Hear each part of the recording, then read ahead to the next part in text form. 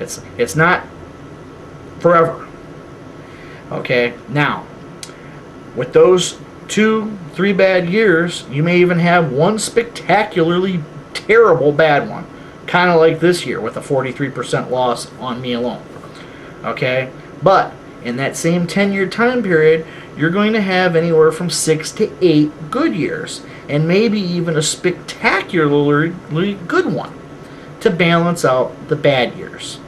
So, even in a year where you lose 40%, like I have this year, when you look at that in that 10-year time period, it's going to be a blip.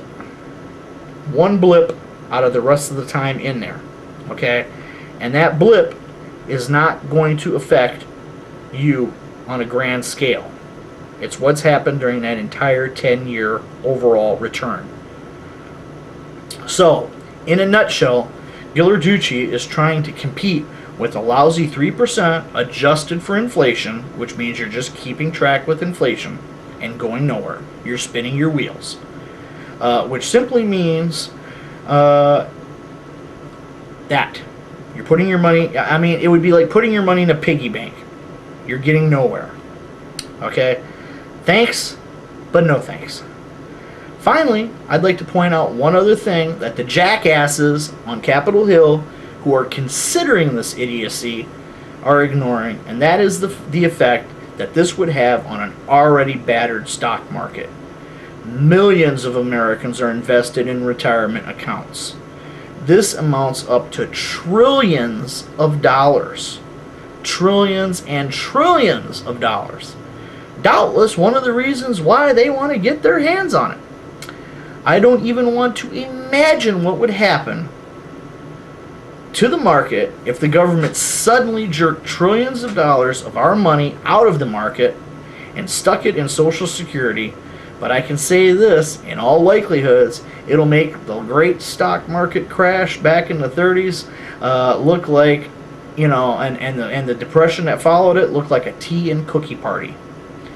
In the history of the world's worst ideas, this one rates right up with having a hole drilled in your head to let in some fresh air. So, what do? Well, I'll be keeping a close eye out on this, and if it looks like they are really going to go forward with this after Barack Hussein Obama's coronation, I'll definitely be coming back to this issue. For now, we let our legislators know that if they vote to support stealing our personal retirement plans, they can forget ever having our vote again.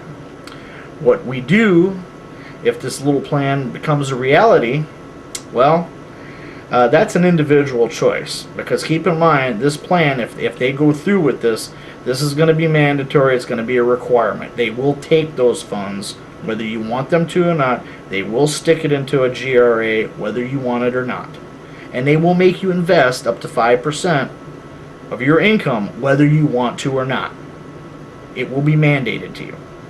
So, if it becomes a reality, and what do you want to do with all your money that are in those accounts? Well, that's an individual choice. You'll have to make your own decisions on that. I can't make that for you. As for me, that would be the only thing that would make me jerk my money out of this market. And I would be jerking all of my money out of my retirement accounts before the government could get their hands on it. Yes, I'll pay heavy penalties, and I'll lose one heck of a lot of money. But if I let Uncle Barry and his band of merry socialists get their hands on it, I'll lose everything. Once I have that money in my hands, I will certainly not put it into a bank where I'm going to be paid a lousy 1/4%, or maybe a 0.5% in a good bank. Nor am I going to hide it under my bed. What I will do is I will invest in gold. Gold has never been worth zero. It has never had to be bailed out by the government.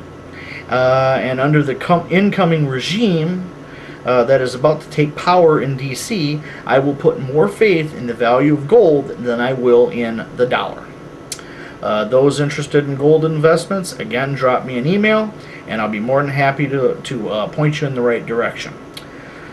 Okay, That's it for this episode of Under Fire. For those of you who would like to email me questions or comments, you may do so at underfirerules@gmail.com. Underfirerules, all one word, at gmail.com. For now, I'd like to thank you for joining me. We'll see you right here next time on Under Fire, where we will be discussing corruption in Illinois and how much Barack Hussein Obama is involved. Until then, I'd like to wish you all fair winds and waters.